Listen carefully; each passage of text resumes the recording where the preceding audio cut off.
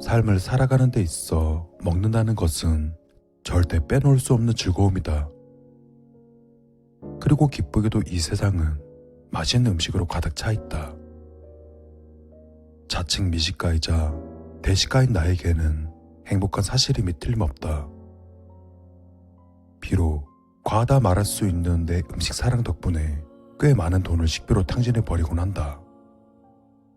하지만 지금까지 단 한 번도 아깝다고 생각해 본 적 없다. 맛있는 음식을 실컷 먹은 뒤에 느껴지는 포만감은 진정한 행복의 상징이라 믿어 의심치 않는다. 그다지 내세울 것 없는 평범한 인생이지만 내 삶을 사랑하는 이유가 그런 행복감 때문이다. 하지만 언젠가부터 내 작은 행복이 깨져가고 있었다. 잠에서 깬 나는 엄청난 허기에 입맛을 다시며 침대에서 일어났다. 바닥에 널린 쓰레기들을 피해 주방으로 가서 냉장고 문을 열고 생수를 꺼내 들었다. 회사에서 잘려 백수가 된 지 어언 한 달째. 이왕 일을 그만둔 거 푹 쉬자는 생각으로 저금해 놓은 돈을 까먹으면서 하루하루 빈둥거리고 있다. 순식간에 병 하나를 비운 나는 그대로 냉장고를 뒤적거렸다. 그리고 기분 좋게도 냉장고 안엔 삼겹살이 있었다. 난 군침을 삼키며 삼겹살과 함께 김치와 상추를 꺼냈다. 그리고 밥솥을 보니 밥이 3분의 1쯤 남아있었다. 공깃밥 3개 분량은 되겠지만 나한테는 터무니없이 부족하다. 냉동실을 뒤져 냉동만두 한 봉지를 그대로 전자레인지에 집어넣었다. 그리곤 서둘러 가스레인지에 불을 켜고 삼겹살을 굽기 시작했다. 고기가 구워지는 냄새에 정신을 차리기 힘들어질 때쯤 냉동만두가 다 데워졌다. 견디기 힘든 허기에 난 급히 만두 봉지를 찢고는 맨손으로 두옥에 집어 입안에 넣었다. 뜨거운 탓에 혀가 데일 뻔했지만 혀를 이리저리 굴리며 만두를 씹어 삼켰다. 생수병을 들어 뜨거워진 입안을 식히고는 다시 만두 몇 개를 입안에 넣고 고기를 잘랐다. 하지만 이걸론 부족하다. 다 익은 고기를 식탁에 옮겨놓고 냄비에 물을 받아 올렸다. 그리고 남은 만두를 집어먹고는 식탁에 앉았다. 노릇하게 익은 삼겹살을 몇 점 집어 밥 위에 놓고 투박하게 고추장을 찍어 올렸다. 그 위에 잘 익은 김치 한 점을 올려 입 안에 넣었다. 그걸 시작으로 나는 빠른 속도로 접시를 비우기 시작했다. 맞다. 고기 먹는데 집중한 나머지 냄비를 잊고 있었다. 물이 끓는 소리에 난 들고 있던 고기쌈을 입 안에 우겨놓고는 찬장에서 라면을 3개 꺼내서 냄비 안에 집어넣었다. 꼬들꼬들하게 익힌 라면에 삼겹살을 사서 남은 고기를 다 처리하고 미리 남겨둔 밥을 국물에 말았다. 이번에도 김치를 얹어 허겁지겁 퍼먹기 시작했다. 마지막 국물 한 방울까지 남김없이 들이켜고는 냄비를 내려놓았다. 하지만 이게 끝이 아니다. 냉동실에서 퍼먹는 아이스크림 한 통을 꺼내와서는 숟가락을 들고 크게 퍼서 입 안으로 마구 우겨 넣었다. 다 먹은 아이스크림 통을 대충 던져놓은 난 식탁을 둘러봤다. 말 그대로 전투적인 식사의 흔적. 엄청난 양을 먹어치웠지만 난 전혀 만족스럽지 않았다. 포만감. 가장 중요한 포만감이 전혀 느껴지지 않았다. 난 여전히 꼬르륵거리는 배를 내려다보며 헛웃음을 지었다. 그렇게 입 안에 우겨 넣었음에도 불구하고 여전히 눈을 뜬 그때처럼 배가 고픈 상태였다. 일을 그만두고 나서부터 허기가 심해지더니 지금은 아예 포만감을 느끼지 못할 정도로 심각해졌다. 먹는 양에 늘어 맛있는 음식을 실컷 즐길 수 있다는 즐거움도 잠시, 아무리 먹어도 허기는 가지질 않았고 하루의 대부분을 먹는데 할애하는데도 내 몸은 점점 야위어만 가고 있다. 방금 식사를 마쳤지만 여전히 배가 고팠기에 난 배달을 시키기로 했다. 오늘도 어김없이 하루 종일 음식과의 전쟁을 치러야 할 모양이다. 양념치킨과 간장치킨을 한 마리씩 주문해 입안에 우겨넣기 시작했다. 순살로 시켜야 조금이라도 빨리 많이 먹을 수 있다. 치킨을 반쯤 먹었을 때 라지 사이즈 피자도 도착했다. 같이 딸려온 콜라를 순식간에 비워버리고 피자를 2조각씩 들고 입으로 밀어 넣었다. 족발은 배달이 밀린 건지 아직 도착하지 않고 있었다. 한 손에 피자를 들고는 다시 냄비에 물을 올리고 라면 3개를 더 끓였다. 이번엔 계란도 2개 넣기로 했다. 다행히 라면이 다 익을 즈음 족발이 도착했다. 냄비를 내려놓고 족발에 새우젓을 듬뿍 찍고는 막국수와 함께 입 안에 밀어 넣었다. 그야말로 걸신이라도 들린 듯 펼쳐놓은 음식들을 다 먹어치우고는 새 아이스크림을 한 통 꺼내 그마저도 싹 비워버렸다. 터무니없는 양이었지만 여전히 배가 고팠다. 게다가 또 한 가지, 먹으면 먹을수록 맛이 잘 느껴지지 않고 있었다. 아무래도 과다한 폭식으로 혀가 둔해지는 모양이다. 하지만 고작 그런 이유로 굶을 수는 없는 노릇이었다. 거울에 비친 내 모습은 마치 해골과도 같은 한심한 꼴이었다. 어떻게 해서든 배를 채워야 한다. 난 여전히 배고픈 배를 움켜쥐고는 밖으로 나갔다. 이대로 가다간 그동안 모아둔 내 통장 잔고가 순식간에 바닥을 낼 게 분명했다. 난 크게 한숨을 쉬며 가게를 나왔다. 며칠간 무한리필집을 돌아다니며 저렴하게 식사를 해왔건만 얼마 가지 않아 쫓겨나고 말았다. 상식을 벗어나 수준으로 퍼먹었으니 불합리하다고 말할 수도 없는 노릇이다. 다른 곳이라도 알아볼까 했지만 나에 대한 소문이 쫙 퍼졌는지 이제 어떤 가게에서도 나를 받아주지 않는다. 이제 슬슬 돈도 떨어지고 있다. 어차피 얼마 전부터 거의 아무런 맛도 느낄 수 없었다. 그저 살기 위해 입 안에 음식을 밀어 넣을 뿐. 난 남은 잔고를 체크하고는 마트로 향했다. 라면을 박스째로 사서 물을 잔뜩 넣고 끓이면 그래도 저렴하게 많이 먹을 수 있을 것 같았다. 다시 며칠이 흘렀다. 어떻게든 허기를 채우려 노력했지만 소용이 없었다. 최후에는 건빵을 물에 개어 미친놈처럼 퍼먹었지만 그마저도 한계였다. 이제 집안에 먹을 것도 없었고 더 이상 돈도 없었다. 난 거울에 비친 내 모습을 멍하니 바라보았다. 말 그대로 뼈와 가죽밖에 남지 않은 초췌한 모습.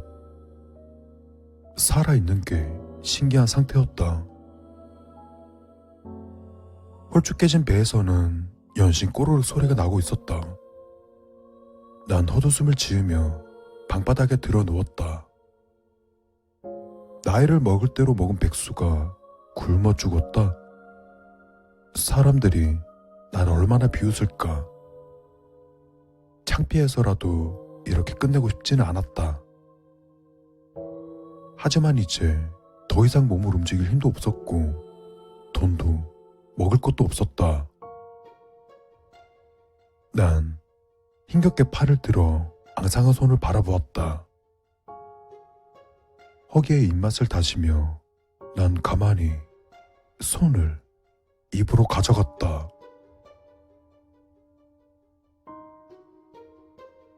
허, 뭐야?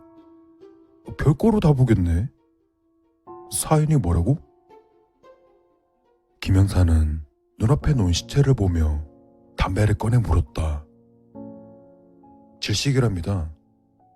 자기 손을 말이죠. 거의 팔꿈치까지 입 안에 집어넣어서 기도가 막혔대요.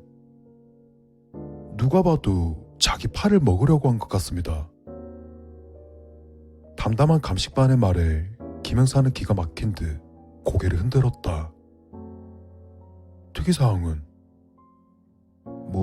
자세한 건 부검 결과가 나와야 되겠지만 단기간 폭식으로 위장이 터무니없을 정도로 망가진 상태였어요.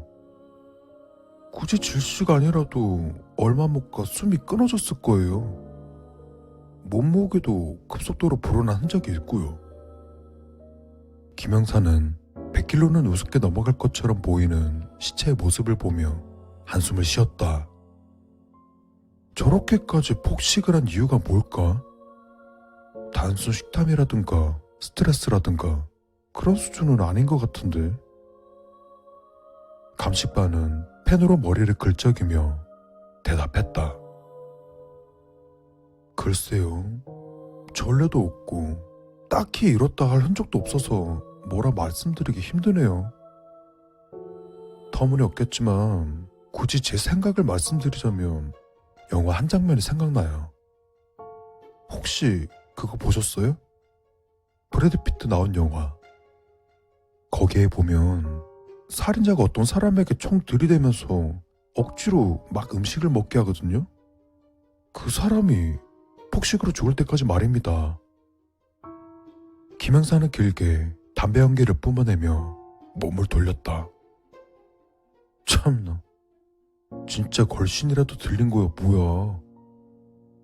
민망해하는 감식반을 뒤로 하고 밖으로 나섰다. 여러 가지 미심쩍은 부분은 있었지만 결과적으론 사고사 정도로 끝날 것 같다.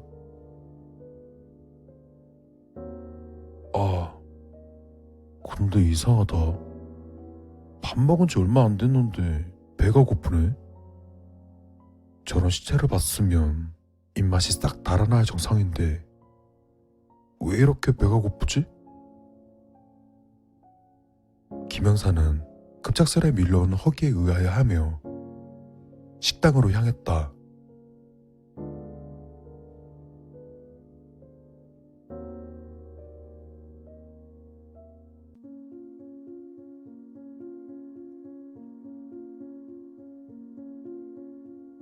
초등학생인 내 딸은 공부 실력은 별로이지만 피아노를 치는 실력만큼은 정말 최고다.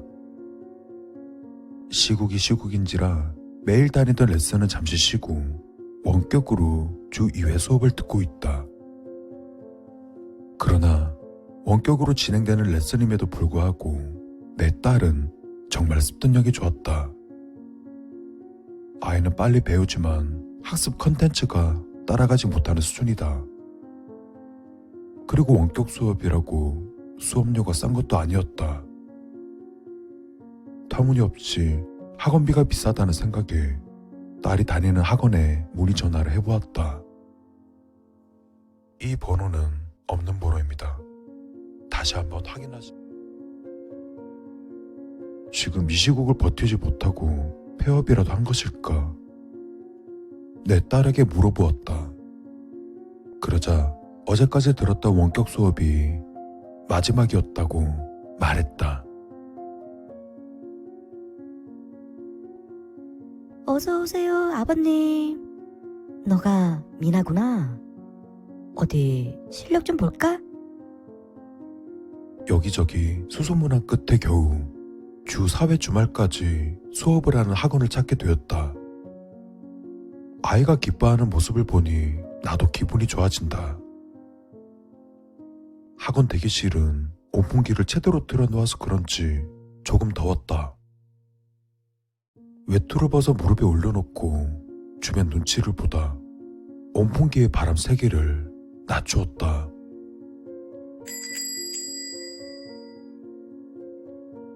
출입구에 걸어둔 종이 울렸다.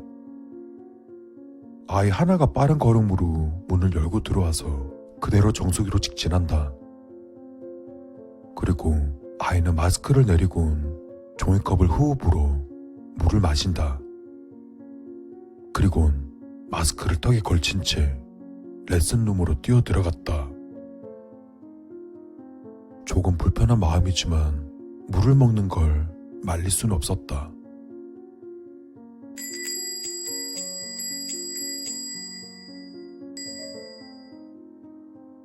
잠시 후 대여섯 명쯤 되는 아이들이 우르르 들어오곤 이어서 엄마들도 들어왔다. 아이 6명과 그 아이들의 엄마로 보이는 6명. 총 12명이 한꺼번에 들어왔다. 왁자지껄 대기실에서 외투로 벗는 아이들과 가방을 챙기는 학부모로 발디딜 틈이 없었다. 밖은 추웠는지 손끝이 빨간 사람도 보인다. 목도리와 장갑을 낀 사람도 있다. 잠시 후 아이들이 합주를 하나 보다. 방음이 된 창밖에서 아이들이 배우는 모습을 지켜볼 수 있다. 옹기종기 앉아 악기를 만지는 아이들이 보인다. 조망만한 손으로 피아노와 바이올린, 이름 모를 현악기를 다루는 게 신기하고 귀여웠다. 아직 추운지 손끝이 푸르스름한 아이들도 몇몇 있었다. 장갑이나 좀 끼워서 오지. 이내 자기 아이를 보고자 하는 학부모들 때문에 내 아이는 보이지 않았다. 잠시 후 엄마들은 어느 정도 정리가 되자 서로 약속이라도 한 듯 보온병을 하나씩 꺼내놓았다. 그중 하나는 1리터는 좋게 되어 보이는 커다란 보온병이었다.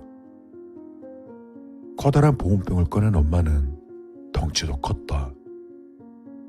다른 엄마들은 각자 보온병 외에도 빵집에서 사온 빵과 케이크를 꺼내서 벌려놓았다.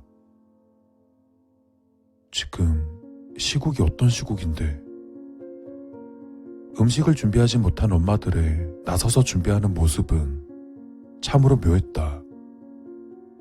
큰 보온병 앞에는 작은 보온병들 여러 개가 있었다. 그리고 그 모습은 마치 먹이를 기다리는 참새 새끼처럼 입구를 벌리고 모여들었다. 이어서 시작되는 다가와 아주머니들의 수다 시간. 작게 들리던 아이들의 음악 소리는 아주머니들의 수다에 묻혀버린다. 뭐가 그리 재미있는지 연신 웃고 떠들며 먹고 마신다. 불편한 마음에 이어폰을 챙겨둔 크로스백을 뒤졌다. 어머, 아버님도 커피 한잔 하실래요? 덩치 큰 아주머니 호의 섞인 말투에 맞은편에 앉은 키가 작은 아주머니는 호들갑스럽게 커피를 따를 종이컵을 챙긴다. 아니요, 괜찮습니다. 정말로. 키 작은 아주머니는 시무룩한 표정으로 컵을 다시 돌려놓으려 했다. 아니야, 말은 그렇게 해도 갖다 주면 잘 드셔. 높임인지 낮춤인지 모를 이상한 말투에 손사래를 쳤다.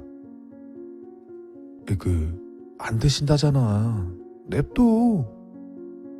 길쭉한 아주머니와 덩치 큰 아주머니 사이에서 갈팡질팡하던 작은 애엄마는 창가를 보며 딴청을 피운다. 요즘 시국이 이런데 여기서 드시는 건 좀 그렇지 않나요? 없는 용기를 짜내서 아주머니들에게 말을 했다. 저희는 예전부터 이렇게 했는데 안 걸리던데요? 덩치 큰 아주머니는 의아한 듯 날 쳐다보며 말했다. 어른은 몰라도 애들도 많은데 좀 안 걸린다니까요. 그리곤 한 손에 컵을 들고 돌아앉아 내 말을 끊어버린다. 아니, 제가 뭐라는 건 아니고요. 참. 아주머니는 혀를 찬 건지 입맛을 다신 건지 순간 화가 났지만 이어폰으로 귀를 막고 핸드폰을 쳐다봤다. 연신 신나는 듯 그 아주머니들은 크게 웃으며 먹고 마시며 수다를 이어가는 무리였다. 레슨 시간이 끝나고 나오던 내 아이는 만족스러운 표정이었다. 선생님과 나누는 상담은 3분도 채 되지 않았다. 내가 조금 불편한 마음이면 어쩌려. 내 아이가 이렇게 좋아하는데. 지겨운 역병이 세계에 번진 지 어느새 2년이 훌쩍 지났다. 그 와중에도 아이들은 배우고 자라며 어른들은 돈을 벌기 위해 아등바등 살아가고 있다. 아직도 많은 사람들이 많이 힘들고 많은 희생을 치르고 있는 중이다. 나 또한 많은 것을 잃었다.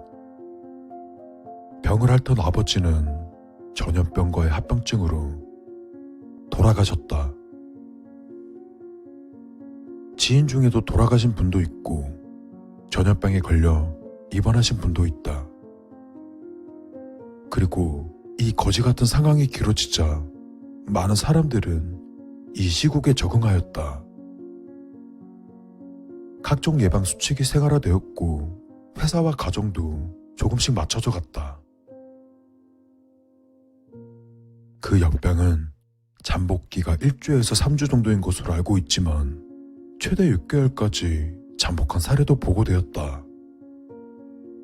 또 대인간의 타익으로 전염이 되며 체온이 일반인보다 3도에서 5도 정도 높다고 한다. 그리고 환자 본인은 자신의 체온이 높다는 사실을 잘 느끼지 못한다고 한다. 입가에 발진이 생기고 심한 경우 목까지 발진이 생기며 신체에 떨림이 있고 손끝이나 발끝, 코끝 등 종단부가 붉어지며 호흡곤란을 동반한다. 면역력이 약해져서 각종 합병증에 걸리기 쉬우며 심한 경우에는 사망하게 된다. 현재까지의 국내 사망률은 1.5%이다. 그리고 나도 그 1.5%에 해당할지도. 그리고 당신은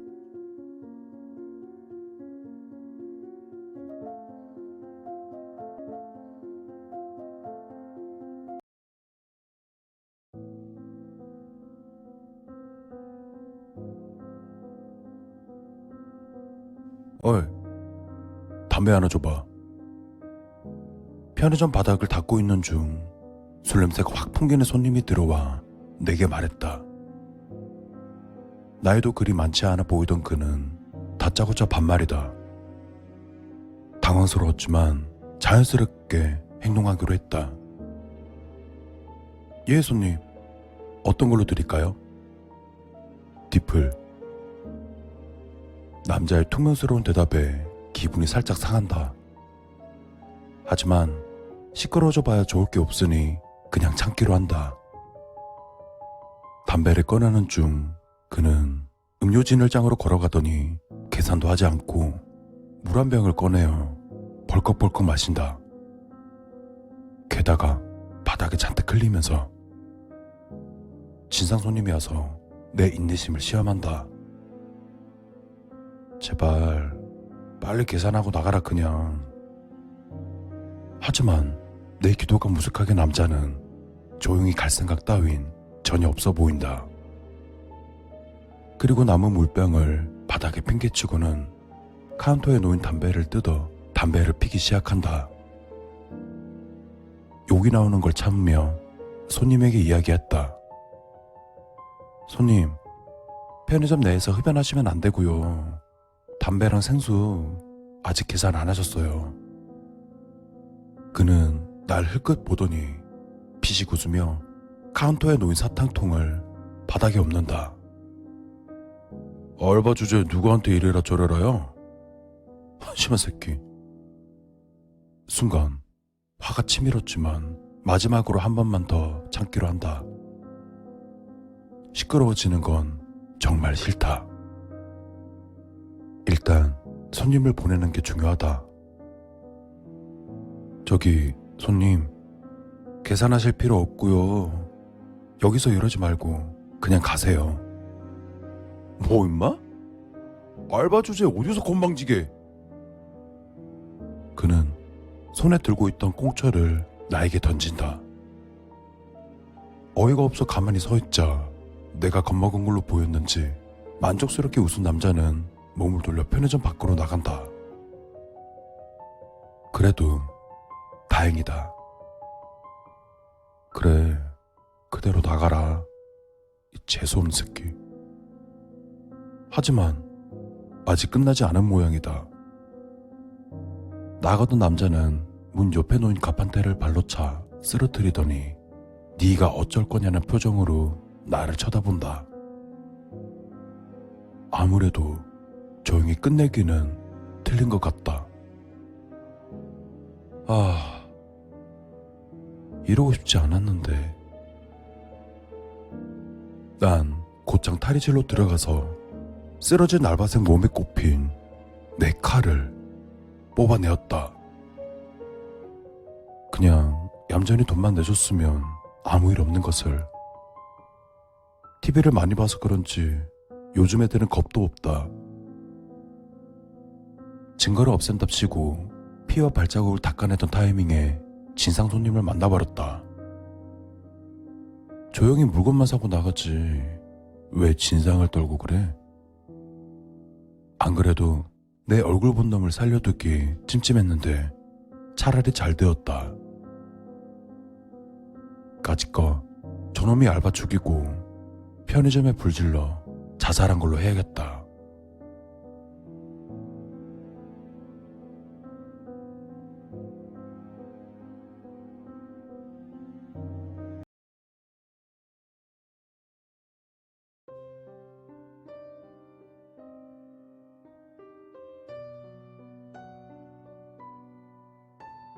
있잖아, 누구나 다 그렇게 했지만 난 쥐가 정말 싫어. 다 큰 남자가 뭐 그런 걸 무서워하냐 하겠지만 쥐 공포증이라고 이야기해도 될 정도로 난 쥐가 싫어. 얼마 전까지 내가 그리도 싫어하는 쥐 때문에 밤잠을 설친 일이 있었지. 지금부터 얘기할 테니 잘 들어봐. 대학에 합격하고 내가 잡은 자취방은 집세가 싼 낡은 주택이었어. 학생보다는 혼자 사는 일용직 분들이나 형편이 어려운 사람들이 많이 사는 곳이긴 한데 집을 떠나서 자유를 느낄 수 있으니 그것만 해도 충분히 행복하지. 매일같이 술 먹고 늦게 들어가서 잠만 자고 나오곤 했어. 근데 밤 늦게 집에 들어가 자려 하면 항상 신경 거슬리는 소리가 들리는 거야. 쥐가 뭔가 갉아먹는 듯한 소리? 내가 좀 예민한 편이라 작은 소리에도 잠을 잘 못 자거든. 게다가 내가 그렇게도 싫어하는 쥐소리라니. 그게 계속되니 엄청 스트레스더라고. 문제는 귀를 막고 자려 해도 쥐가 있을 거란 생각에 불안해서 잘 수도 없는 거야. 한동안은 계속 수면 부족이 시달렸지. 그러다 얼마 뒤에 등골이 오싹해지는 걸 발견했어. 벽 한쪽에 작게 뚫린 구멍. 분명히 쥐가 뚫어놓은 구멍일 거야. 계속 들리던 그 소리는 쥐가 이쪽으로 들어오기 위해 구멍을 뚫던 소리인 거지. 그 길로 뛰어나가서 쥐약이랑 식빵을 사왔어. 그리고 식빵에 쥐약을 섞어 뭉친 다음에 구멍에 쑤셔박고 구멍을 막아버렸어. 불안감에 나무판을 2겹으로 못칠해서 단단히 막아놨지. 그 이후로 정말 다행인 게 갉아먹는 소리는 안 나더라고. 쥐약을 퍼붓다시피 섞었으니 한 방에 픽 가버렸겠지. 오래된 일도 아니고 불과 이틀 전에 있었던 일이야. 그날 이후론 발 뻗고 잘 수 있었어.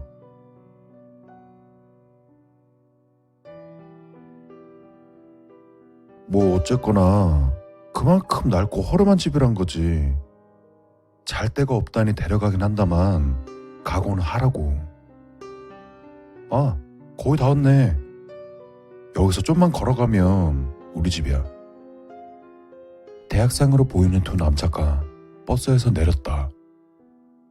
길을 따라 걷던 둘은 얼마 안 가 낡은 주택에 도착했다. 이 건물이야. 내 말대로지? 그래도 내 방은 비교적 아늑한 편이야. 2 사람이 집으로 들어가려던 때 옆집에서 모자를 쓴 남자가 나왔다. 여행이라도 가는지 커다란 여행 가방을 끌고 있었다. 안녕하세요. 집주인인 남학생이 잠시 망설이다 그에게 인사를 건네었다. 하지만 옆집 남자는 눈길조차 주지 않은 채 이해가 안 가는 듯 고개를 갸웃거리며 가방을 끌고 사라졌다. 뭐야? 옆집 사람이야? 응. 근데 좀 이상한 사람인 것 같아. 집 밖으로 나오는 걸 본 적이 없어. 맨날 집에만 있는 거 보니 백수 같은데 일거리라도 찾았나? 웬일로 나왔대? 둘은 남자의 뒷모습을 잠시 지켜보다 집으로 들어갔다. 원래 정리는 잘하는 편이라 깨끗하긴 한데 그래도 예의상 청소는 좀 해야겠다. 먼저 씻고 올래? 바닥이나 한번 쓸게.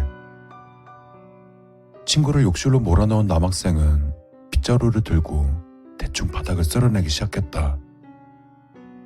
그러던 중 막아놓았던 구멍 근처 구석에서 무언가를 발견한다. 작게 접은 종이 조각. 구석에 떨어져 있어 그간 발견하지 못했던 것 같다. 보통이라면 그냥 버렸겠지만 무언가 이상했던지 종이를 펼쳐 내용을 확인한다. 살려주세요. 옆집에 갇혀 있어요. 남자가 음식조차 잘 주지 않고 절 학대하고 있어요. 큰 소리를 냈다간 남자가 알아챌 거예요. 제발 도와주세요. 남학생은 믿을 수 없다는 표정으로 단단히 막아놓은 구멍을 바라보았다. 며칠 전 쥐약을 섞은 식빵을 구멍에 쑤셔 넣은 기억. 그리고 이해가 되지 않는다는 표정으로 커다란 가방을 끌고 가던 그 남자. 그때 욕실에서 친구가 나왔다. 뭐해? 뭔 일 있어? 아니야. 일은 무슨. 청소 좀 하느라. 그는 대답하면서 슬쩍 쪽지를 숨겼다. 근데 생각보다는 집이 깔끔하네. 쥐 같은 건 없을 것 같은데? 친구의 말에 남학생은 고개를 희미하게 끄덕였다. 그리곤 쪽지를 몰래 쓰레기통에 버리며 생각했다. 친구의 말이 맞다. 이 건물에 처음부터 쥐는 없었다.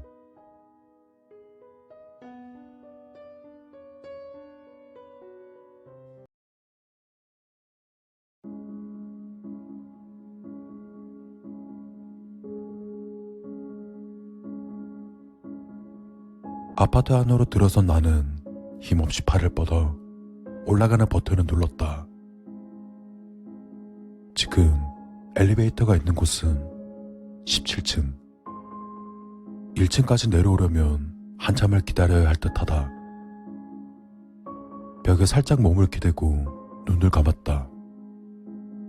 이런 선택을 하지 않기를 바랬지만 결국 최악의 선택을 하게 되어버린 것 같다.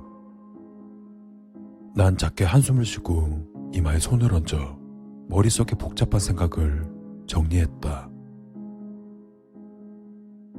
최악의 선택이라고 했지만 솔직히 아쉬운 마음이 들지는 않았다. 결국엔 이렇게 될 줄 알았다 라고 할까? 어쩌면 처음부터 알고 있었는지도 모른다. 하지만 엘리베이터에 비친 내 얼굴이 그리 편안해 보이진 않는다. 당장 무덤에 들어가 누워도 이상하지 않을 몰골. 요 며칠간 너무 극심한 고민을 한 탓일 것이다. 도착한 엘리베이터를 타고 버튼을 누르려는 순간 앳된 소녀의 목소리가 들렸다. 잠시만요, 아저씨. 교복을 입고 열심히 뛰어오는 중학생 정도 되는 소녀를 보고 난 잠시 망설였다. 하지만 그냥 기다려주기로 했다. 감사합니다. 허리가 90도가 될 정도로 꾸벅 인사를 하는 아이의 모습을 보니 기분이 한결 나아졌다. 소녀는 8층 버튼을 누르곤 가만히 날 쳐다보고 있었다. 난 아무 일도 없는 척 엘리베이터 숫자만 바라보고 있을 때 소녀는 갑자기 생각나는 듯 주머니를 뒤적여 무언가를 쓱 내밀었다. 아저씨, 사탕이에요. 드세요, 이거. 천진난만한 아이의 얼굴에 나도 모르게 피식 웃음이 새어나왔다. 내 손엔 학원 홍보 스티커가 붙은 사탕 한 알이 놓여 있었다. 요 앞에서 받았어요. 소녀는 부끄러운 듯 머리를 긁적이더니 말을 이었다.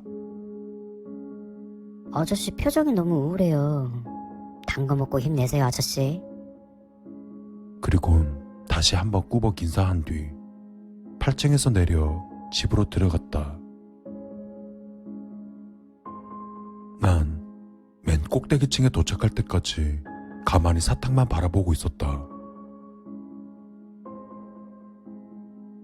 옥상 난간에 서서 아래를 바라보았다. 최악의 선택. 어쩌면 최선의 선택인지도 몰랐다. 하지만 사탕 하나에 난 고민에 빠졌다. 그냥 앞으로 몸을 던지면 모든 것이 끝난다. 여기서 뒤로 물러난다면 다시 지옥이 시작될 것이다.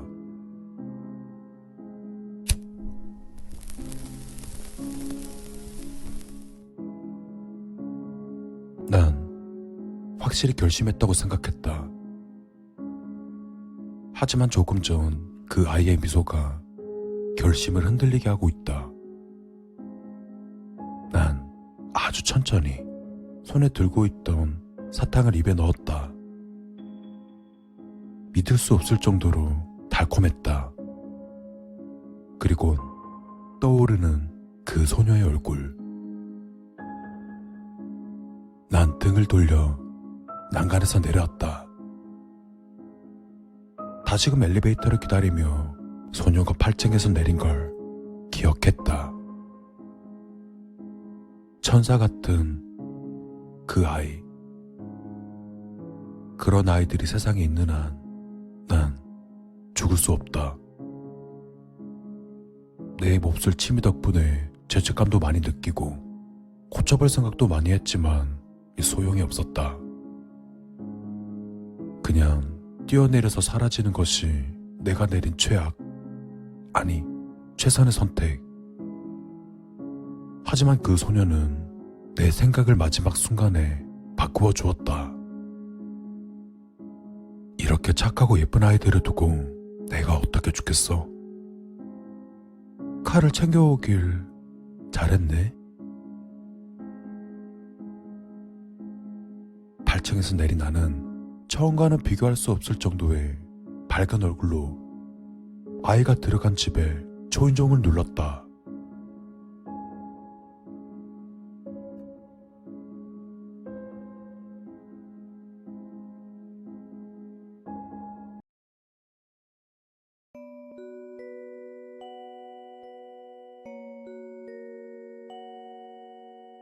그날은 10월 12일 일요일이었다. 그리고 그땐 너무나 화창한 오후였다. 하지만 나는 날씨를 만끽할 여유는 없었다. 상사가 그날 내게 맡긴 일이 있었기 때문이다. 뭐 그렇다고 윗사람을 탓하고 싶지는 않다. 사회복지사의 일은 주말이 따로 없기 때문이다. 애니는 25세였지만 행동은 나이를 따라가지 못했다.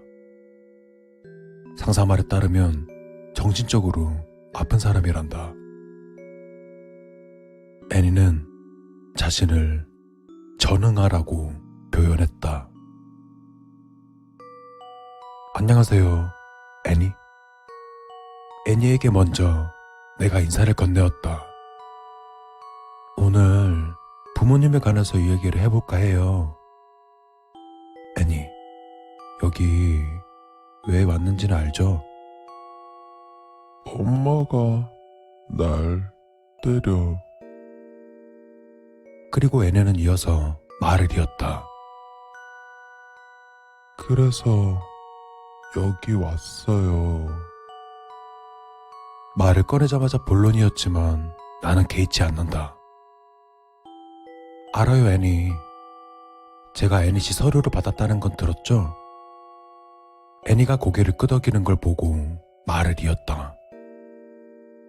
엄마가 애니를 왜 때렸을까요? 이런 일이 자주 있나요? 애니가 말했다. 제가 전응하라서 때려요. 그리고 엄마는 매일 저를 때려요. 애니, 그런 일이 일어나는 건 당신 탓이 아니라는 걸 알아줬으면 해요. 엄마가 애니를 때리는 원인은 다른 데 있는 거예요. 내가 설명했다. 애니는 나를 그저 멍하니 쳐다볼 뿐이었다. 애니의 눈동자는 공허하지 않았지만 그 안에 담긴 감정을 읽어낼 수 없었다. 혹시 엄마가 때리기 전에 어떤 과정이 있는지 말해줄 수 있어요? 엄마는 위스키를 먹고 때려요. 그리고 밤에 방에 와서 때려요. 항상 그렇게 이어지나요? 아니요. 가끔 엄마가 절 때리고 방에 가서 울어요. 이때 내 표정이 일그러지지 않기를 바랬다. 혹시 엄마가 소리도 지르나요? 네. 때릴 때 소리 지르기도 해요. 애니가 대답했다. 엄마는 내가 전응하라서 때린대요. 엄마는 내가 말을 듣지 않아서 때린대요. 나는 다 듣는데 그냥 제대로 못 알아들어서 그런 건데 컵을 떨어뜨리거나 해도 소리를 막 질러요. 애니를 달래주고 싶었다. 그녀의 잘못이 아니라고 알려주고 싶었다. 하지만 어떻게 말해야 할지 몰랐다. 그 외에 엄마에 대해서 하고 싶은 말이 더 있을까요? 애니는 고개를 저었다. 그럼 아빠 이야기를 좀 해보죠. 아빠도 애니를 때려요? 아빠는 저를 절대 안 때려요. 아빠는 저를 너무 사랑해요. 나는 고개를 끄덕였다. 소리를 지르거나 아니면 애니를 만지는군요. 아빠는 매일 밤 나를 안아줘요. 그리고 약을 먹게 도와줘요. 잠깐만. 애니 서류에 처방전이라는 내용은 없었는데 약이라고? 애니는 대답하지 않았다. 그게 무슨 약이에요? 아빠가 무슨 약인지 말하지 말랬어요. 애니, 무슨 약인지 말해줄래요? 우리가 알 필요가 있어요. 무슨 약인지 알아야 우리가 애니를 도와줄 수 있어요. 아빠는 제가 독립하면 제가 너무 그리울 거래요. 애니가 머뭇거리며 말했다. 그래서 제가 전응아가 되도록 약을 주는 거래요.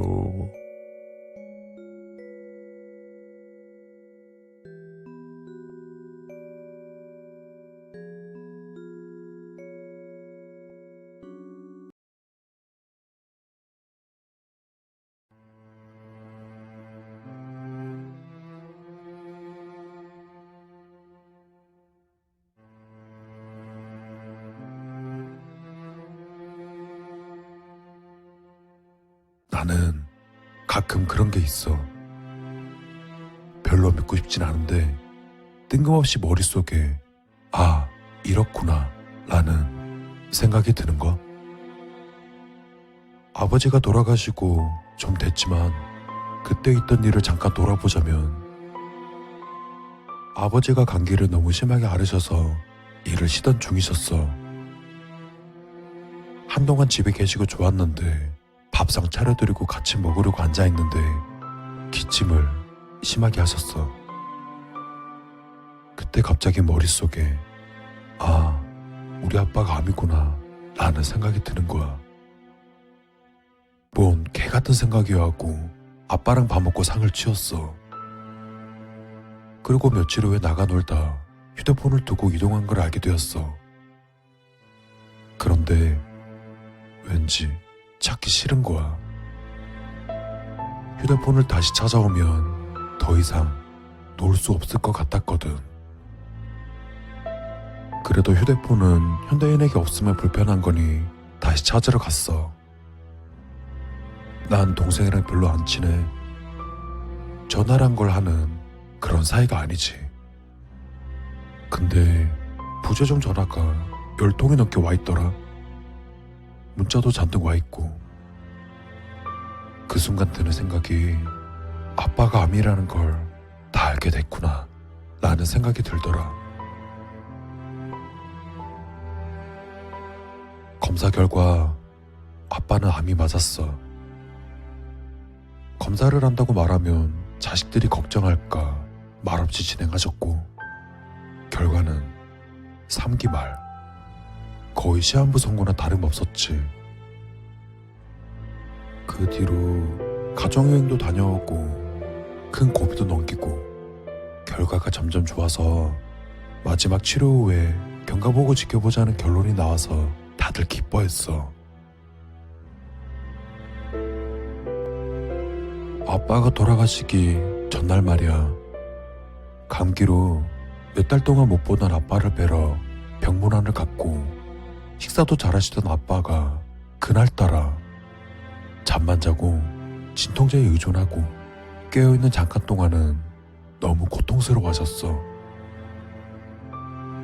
그때 아빠가 내일을 넘기긴 힘드시겠다 라는 생각이 들더라. 그래서 집에 가기 싫었어.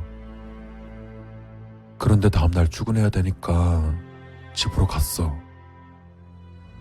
그리고 그때 일하던 곳 사장님께 아버지 병원비 때문에 200만 원을 빌린 후 다달이 조금씩 갖게 해주셔서 정말 열심히 일했어.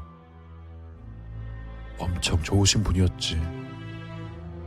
아, 이야기가 딴 길로 빠졌네. 결국 서울병원에 입원해 계신 아버지를 두고 천안집으로 와서 바로 잠이 들었어. 야간 일을 하고 안 자고 바로 올라간 거라 무척 피곤했거든. 근데 결론은 내 예상대로야. 새벽에 엄마가 날 깨우셨고 아버지가 위독하셔서 올라가야 되는 상황이 오고 말았어. 새벽이라 기차도 전철도 없어 택시를 잡았어. 근데 택시에 탑승한 지 얼마 안 돼서 아빠가 돌아가셨다는 연락을 받았어. 그래서 나는 여전히 죄인이란 생각으로 살아. 내가 조금 더 긍정적으로 생각하고 그런 생각이 들었다 한들 떨쳐냈다면 아빠가 아직 내 곁에 계시지 않을까? 내가 뵈러 가지 않는 시간 동안 괜찮으시다가 내가 보고 간 그 다음날 떠나셨어. 만약 내가 가지 않았다면 이란 생각이 아직도 많이 들어. 귀신이 나오거나 하는 무서운 이야기는 아니지만 여튼 이런 이유들로 가끔 난 내 촉이 정말 무섭더라.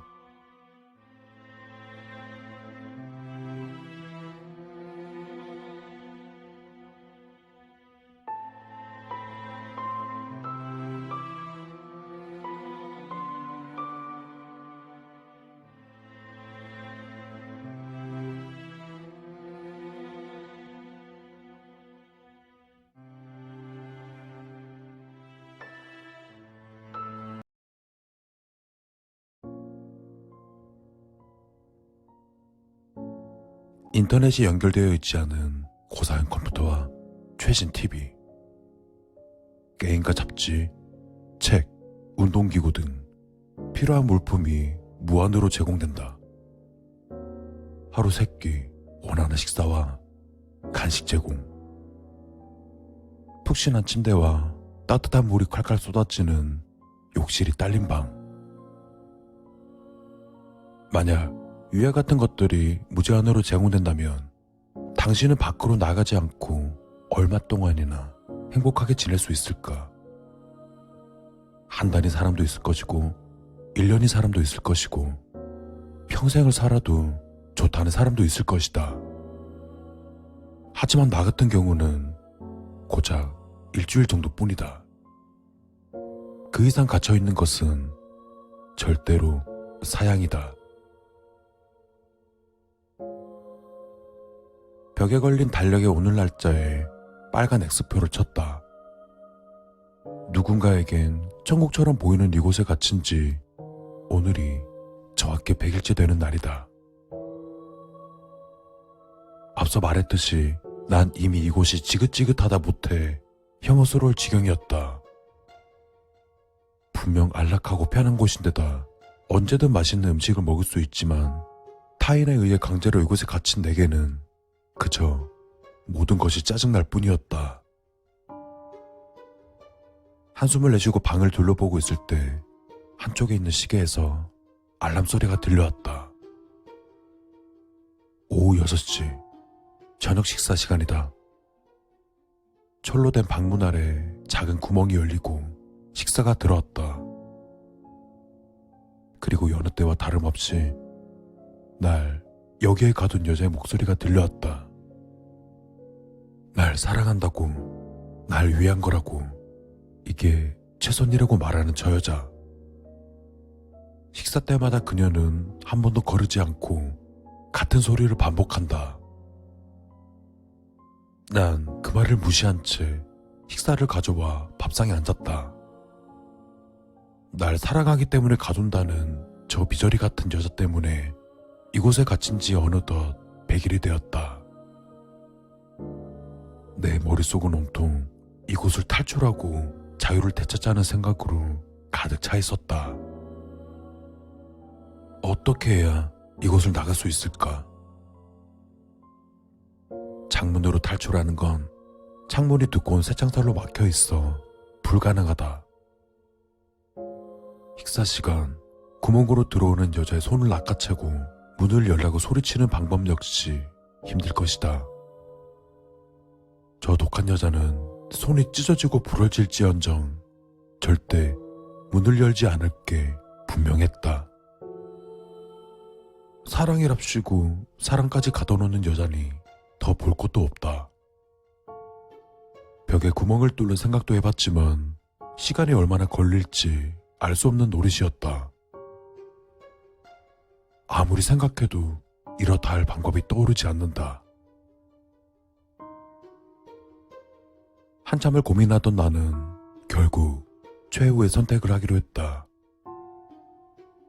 난 책상에 꽂혀있는 커터칼을 조심스레 집어들었다. 이제 방법은 이것뿐이다. 난 덜덜 떨리는 손으로 피가 묻은 칼을 주머니에 집어넣었다. 생각보다 손목을 긋는다는 게 그리 쉽지 않았다. 그래도 다행히 내 손목에선 제법 많은 양의 피가 뚝뚝 떨어지고 있었다. 이 정도면 충분하겠다고 생각한 나는 그 자리에 드러눕고는 눈을 감았다. 이제 시간이 해결해 줄 것이다.